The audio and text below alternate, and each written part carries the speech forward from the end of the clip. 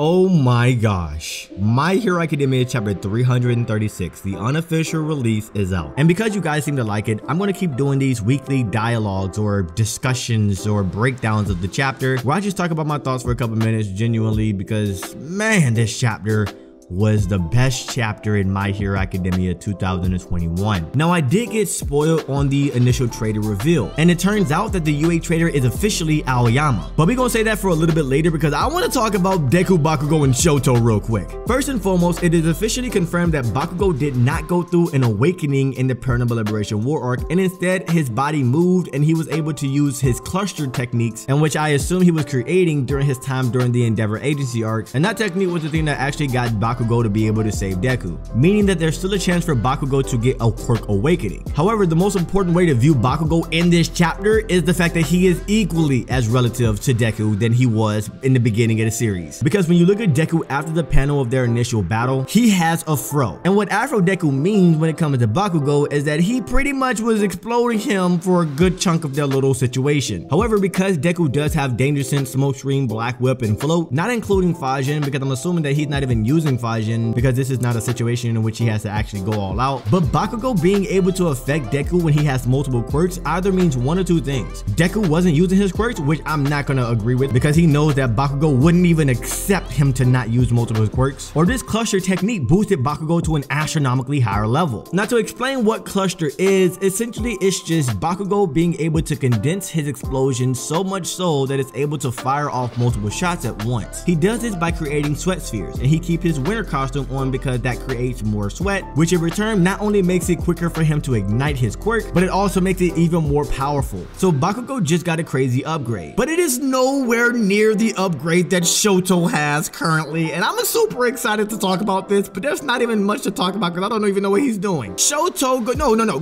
Godoroki, in fact, is changed. Deku specifically said that ever since he came back, Shoto has been giving him a completely different vibe than before, and the reason behind that is because Shoto is coming up with a completely different technique than anything he's ever done before. And I'm not gonna lie, I never even considered this to be possible, and even though many people have been saying that this is possible, I have been denying it forever. Shoto says that at this point in time, his left side should be as strong and as effective as his right side. And in order to not get burnt by Dabi's flames, he needs to make his right side and his left side into one. Now this could be up for interpretation, and I'm pretty sure that the official translation might have a little bit of a shift to this context. However, this could mean that Shoto might be able to create ice and fire from either side no matter what, which would mean that he would yet again be the strongest character in class 1A, or it could be that he's creating a completely different technique that's not a flash fire fist or an ice technique, but instead combines both of them into an attack set, which could effectively help against his battle with Toya. It could also be both, but at the end of the day, Shoto is about to create a completely different moveset, completely different technique, a completely different quirk it seems, and I am beyond hyped for this change.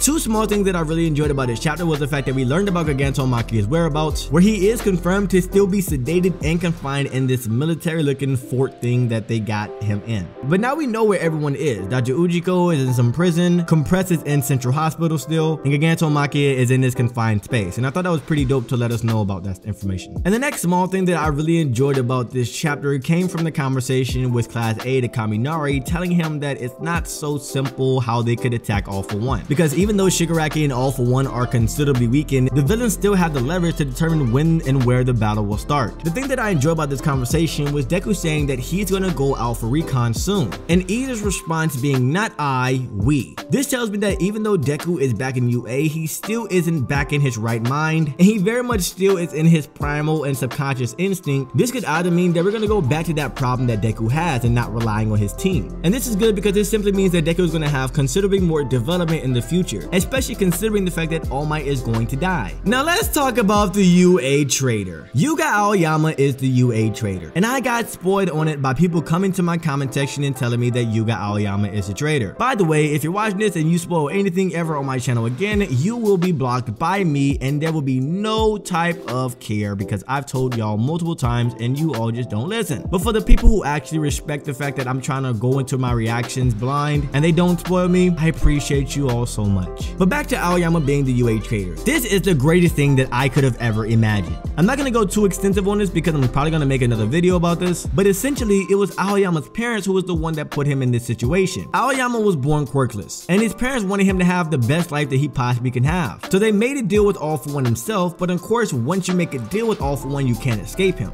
So throughout his time in UA, he's been feeding All For One all the information that he possibly needed. Now the execution of the traitor reveal was freaking flawless, and unfortunately, although this proved that no one should ever doubt Horikoshi ever again, there's gonna be a chapter 10 chapters from now that's gonna make everyone say, oh, Horikoshi sucks as a mangaka, he can't write, he doesn't know what he's doing with his story, and at that point I'm gonna just not listen to anybody ever again. So even if you hear this or you're somebody who does this, please do not come to my channel and tell me some people said that Horikoshi don't. I don't care. I do not care anymore. This traitor reveal proved that every hater is wrong. Everyone who said Horikoshi forgot is wrong. This traitor reveal proves that everything about your existence is wrong.